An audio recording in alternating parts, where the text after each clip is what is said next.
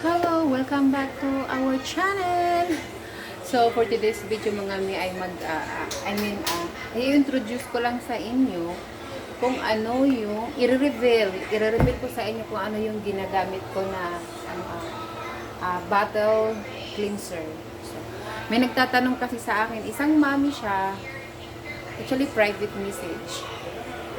Tinatanong niya sa akin kung ano ba daw yung ginagamit ko na cleansing bottle para sa ano ko. So, ito yun siya ayan. Ito yun siya. So, ito. Ayan.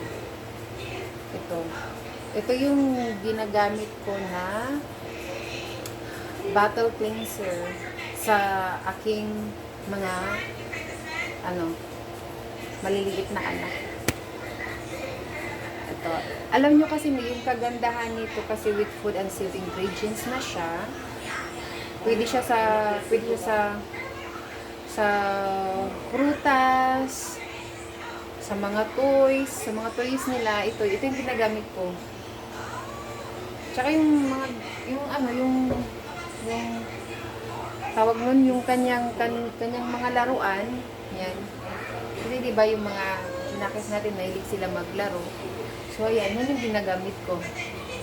Ginagamit ko yan sa kanila, sa mga, sa feeding bottle nila, ganyan. Ngayon, actually, maghuhugas talaga ako ng feeding bottle nila. Ayan. Maghuhugas ako yan.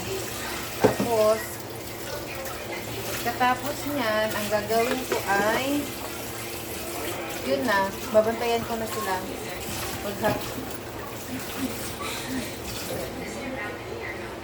Tapos, ang gagawin ay, ayan, pares lang yan sa dito. Gamitin ko lang siya. Shake. Ayan, diba? Mabula siya. Pagkatapos, ito, meron ako dito ng sponge. Pero ito, matagal na, medyo ganito na kasi, choco milk kasi yung gatas ng isa kong anak. Papalitan natin at mayroon tayong extra. So, mayroon tayong extra.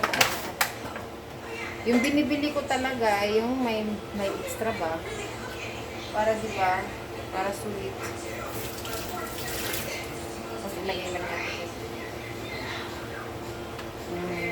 See? Tapos kukuskusin na natin.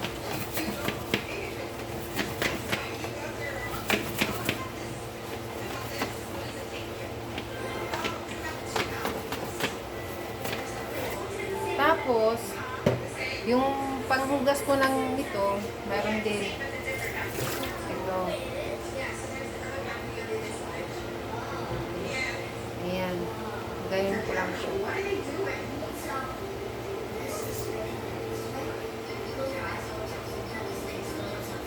Ito, tinatanggal ko pa ito. Kasi diba, may mga natitira pa yan dyan dito na, ano ba yun?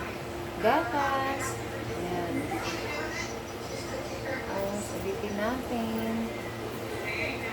O, diba? Ganun lang. Ganito lang ka-easy maglinis ng feeding bottle ng ating mga junat. Gamit ang Fine Bites Natural Bottle Wash.